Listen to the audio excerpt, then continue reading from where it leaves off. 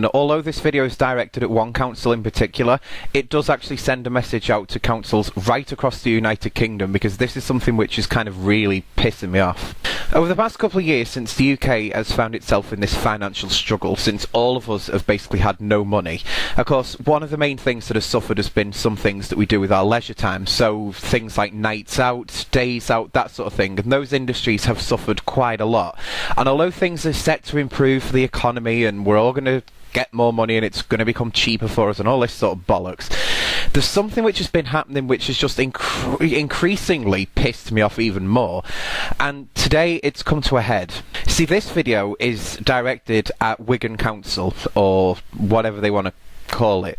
Wigan is a little town which is, I think it's still classed as being under Greater Manchester for certain things, but it's kind of got its own council, and it's kind of weird how the setup actually is there. See, me and Wigans Nightlife have had quite a bit of history. In fact, my first ever proper night out was in Wigan, and it's kind of been a town that I've always gone to for a night out. You know, okay, sometimes I've not been for quite a while and I go back out and it's really good and everything like that, but I mean, I've noticed from the first couple of times that I was going out in Wigan, maybe slightly underage, that the amount of people that actually go out has drastically dropped. There is a time when that changes, and that's on Boxing Night, and if you live locally to Wigan or if you travel to Wigan, then you will know that Boxing Night is fancy dress night in Wigan. Like, everywhere you go, there is just people who go out in fancy dress. And do you know what? It actually gets that busy on Boxing Night that it takes you right back to the old days when the clubs were actually just stupidly busy. There was a great company years ago, I believe it's still going, but it's only kind of a shadow to what it used to be, and it's a company called Lumina Leisure. Now, Lumina Leisure, at one point in the history of the company, was actually the largest leisure company in the UK. Like, it had so many nightclubs under its belt, and they all did really well, and it was a great company, like a great variety of venues that they held. Now, Lumina Leisure itself went into receivership or something like that. I can't remember the exact term of what it went into, but basically the company was fucked. It wasn't making money.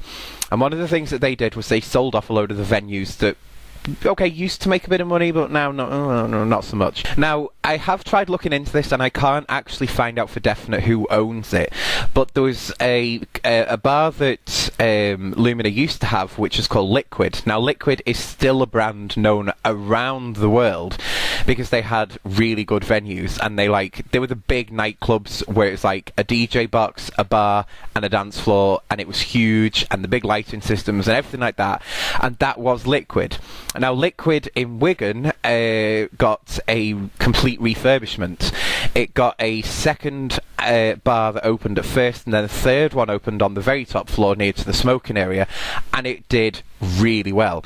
And then, of course, things started to go off a little bit, and they decided to close that down, and they were going to rebrand it and, you know, change a couple of things around, you know, not really change anything, but it got rebranded and it reopened and it was dead good, and people went. Then it was getting a little bit boring, so they rebranded again and then reopened. Only, what's happened over the last 48 hours? What's happened over the last 48 hours is that the club has had to close its doors for good. They didn't actually announce that it was going to be the last night of the club until, like, the club had actually closed for the final time. Now, this is where my problem actually lies with this, because the company behind the Wigan, I believe it's called, was it Bliss and Groove? I think it was Bliss and Groove, as it was finally known. They've had to close their doors because Wigan Town Council, or whatever you want to dress them up as, have decided to increase the business rates to a point that the business can no longer operate. Let me just recap something here.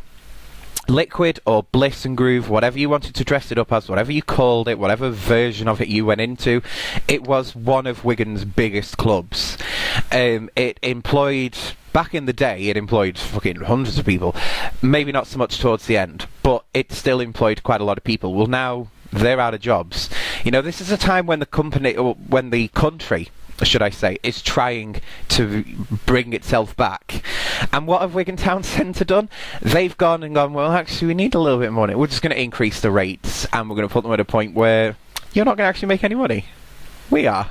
Unsurprisingly though, this isn't the only example that I can give you where Wigan Town Centre Council have actually worked against themselves. Wigan, of course, is known for Wigan Pier. Now, if you are a 90s kid or 2000s, that sort of thing, you will know the Wigan Pier night spot. Usually most famous for its dance music or house music or rock nights it used to do. Bounce music was obviously its big thing, and that's where it got its recent name from. Lots of people remember it from back in the 70s, that sort of thing. Like, Wigan Pier has actually got quite a famous name.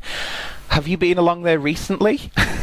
The area that Wigan Pier actually operated, the building that Wigan Pier Night Spot operated from, is now a dilapidated building. Like, I actually wouldn't step foot in it without it being knocked down and rebuilt. That's the state that it's left in at the moment. And why?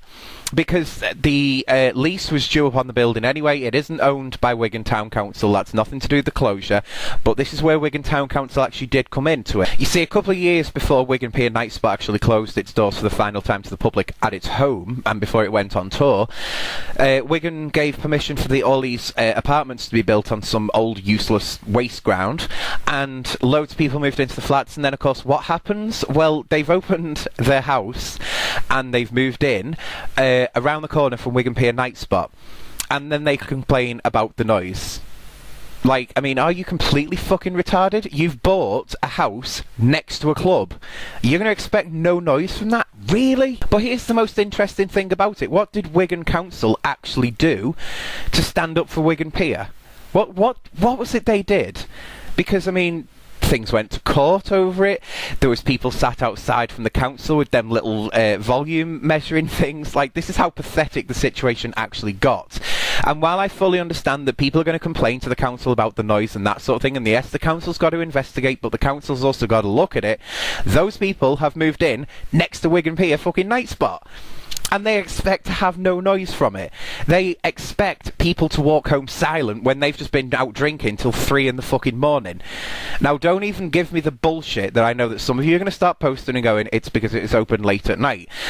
Nightclubs have been open, like, past 11 o'clock at night for donkey's years. Like, this goes back a long, long time. It doesn't matter if a bar closes at 11 o'clock at night. If people are going to be drunk and they start walking home, they're going to make noise. That's just the way that it goes. I just get incredibly angry at this because it's something that, you know, the industry itself, the whole nightlife industry has faced so many putbacks over the past couple of years. I mean, one of the reasons that Wigan Town used to actually get so busy of a weekend was because the laws used to be set by the government as to what time a public house could actually stay open till. And the way that it used to work was all the pubs would close by 11, half 11, that sort of thing. When the people stopped serving in there, if you wanted to carry on drinking, you would have to go into the town centre. That's just the way that it went. And it used to get really busy in the town centre, and it was dead good and everything like that. When the laws got changed, and when it basically went from the government setting out what time a pub can stay open till to the local council doing it, of course, a lot of pubs put in for a later licence because they were missing out on that business. So now you get pubs that are staying open till like 12, 1, 2 in the morning, that sort of thing. And by 2 in the morning, people who've been drinking are kind of going, well, I don't actually, let's just go and get a pizza and go home, or that sort of thing. So, yes, town centres have struggled because of that decision.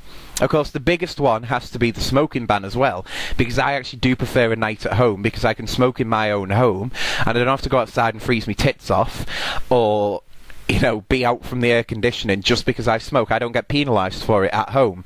So I wouldn't actually thank you for a night out when I could have a night at home myself. Nightlifes will improve, they will get better as the economy does, and we all have this extra money again to go back out and start drinking and that sort of thing. But in the meantime, I think that, you know what, these places need help, and they don't seem to be getting it. So if you're sat there and you're going, well, yeah, this is happening kind of a lot around here, what can I do about it? You can actually write to your local MP. Your local Member of Parliament can take action, believe it or not. I mean, they probably won't, but they can do. And if you are passionate about this, if you want to see people staying in their jobs, write to your local MP and let's get some fucking action taken on this.